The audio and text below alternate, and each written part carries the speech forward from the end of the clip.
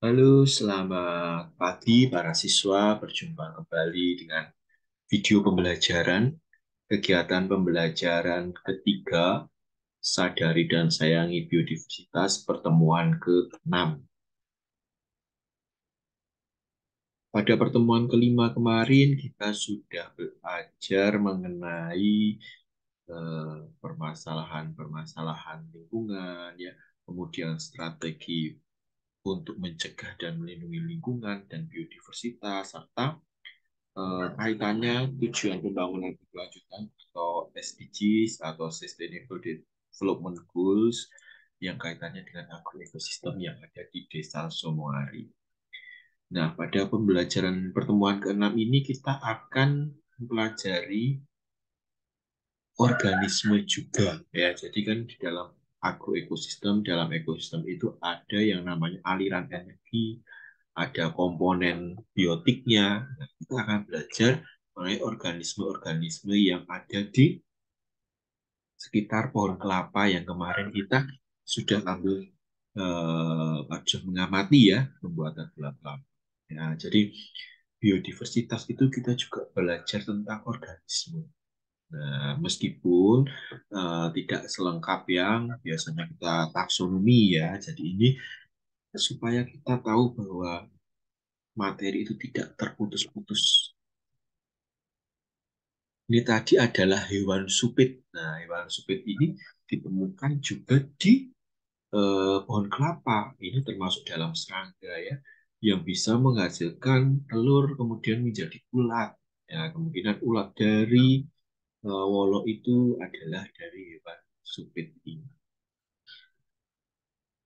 Nah, pada kegiatan ini kita eh, pertemuan 6 adalah kegiatan saintifiknya eksplorasi pengetahuan pada organisme pengganggu tanaman atau OPT pada tumbuhan kelapa. Nah, jadi nanti tujuannya adalah untuk mengidentifikasi organisme apa saja yang ada di pohon kelapa, terutama organisme yang berhubungan dengan wolo dan sajeng. Wolo itu bunga kelapa, ya, yang untuk mengeluarkan sajeng atau nira.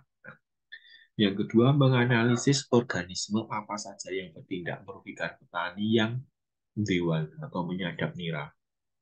Kemudian, menganalisis aliran energi yang mungkin ada pada pekarangan yang ditumbuhi pohon kelapa. Jadi pohon kelapa itu kan ada di pekarangan. Kalian coba analisis kira-kira ada aliran energi apa yang ada di situ, mulai dari produsen, konsumen, ya, seperti itu. Nah, di modul, ya, kalian bisa lihat kalau videonya sudah jadi. Ini saya sebenarnya juga buatkan video, tapi kalau belum jadi, ya, nanti saya kirim linknya, ya. Tapi kan kemarin ini kalian bisa tanyakan juga ketika saat kegiatan pembelajaran 2. Jadi di situ kalian sudah memiliki data juga. Makanya sebaiknya di pertemuan 6 dan 4, ya, itu apa dilakukan bersama. Nanti kalian menyebutkan nama-nama hewannya. Nah, kalau misalnya tadi bekicot, Indonesia kalau bekicot ya bekicot, atau tawon, ya, bahasa Indonesia-nya apa? Tetap tawon ya tawon. Jadi kira-kira merugikan atau tidak organisme itu. Nah, dijelaskan kenapa merugikannya. Kemudian difoto, ya, difoto kalau ada fotonya, kalau tidak ada, ya, digambar, ya. Nah, Pak, nanti anunya mana, apa, kalau saya nggak bisa mengamati. Nah, sebenarnya di sini sudah ada, ya. Nah, ini hasil penelitian kami, ya, yang identifikasi sederhana, ya. Itu bisa, ya. Kemudian kalian cari klasifikasinya di sini, ya, dan dideskripsikan. Nah, jadi kalian selain belajar tentang teknologinya, kita juga memahami tentang organisme lain, ya, yang ada di Desa Somowari. Kemudian bisa dengan menjawab pertanyaan-pertanyaan yang ada di sini, ya, sehingga menjadi lebih paham. Kemudian di situ juga sudah saya tampilkan ada artikel, ya, sederhana, ya, mengenai bagaimana warga di sana itu memanfaatkan agen hayati ya atau organisme predator alami ya. Jadi ini kan kadal ya, kadal hijau yang dia bisa memakan serangga-serangga yang merusak wolo. Nah, gitu. Jadi eh, selain itu kita juga belajar ada yang tawon, ada gramang, ada telur yang bisa menjadi ulat wolo itu ya. Jadi yang merusak sajeng ya atau merusak wolonya sehingga sajengnya keluarnya tidak maksimal. Nah, warga di sana bagaimana ya? Mereka tidak menyemprot dengan pupuk kimia ya, tidak dengan pestisida, tapi dengan cara lokal yaitu dengan membuka iketan wolonya itu, kemudian si ulatnya itu apa wolonya agak diketok-ketok itu supaya ulatnya pada turun atau hilang. Nah, mereka juga memupuknya tidak menggunakan pupuk kimia, menggunakan pupuk kandang ya atau lemen ya. Pupuknya itu lemennya itu pupuk kandang. Nah, ini pada saat kita proses siling kemarin ya, itu kita bisa melihat organisme-organisme yang ada di dalam sajeng atau nira itu.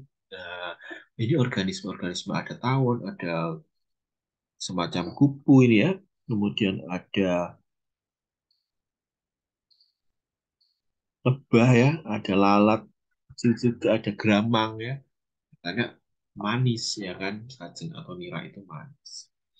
Nah, setelah itu silakan kalian lengkapi prof, refleksi proyek, refleksi profil Pancasila, rangkuman bisa dibaca, dan refleksi kegiatan. Selain itu, setelah tadi berdiskusi sekitar 40 menit ya tentang atau 45 menit ya. Setelah itu ini sebagai kegiatan akhir bisa merefleksikan ini kemudian evaluasi ya seperti biasa di bagian akhir supaya apa? Supaya nanti pengetahuan kalian menjadi bertambah. Seperti biasa di bagian akhir dari modul ada kunci jawaban yang bisa digunakan sebagai panduan.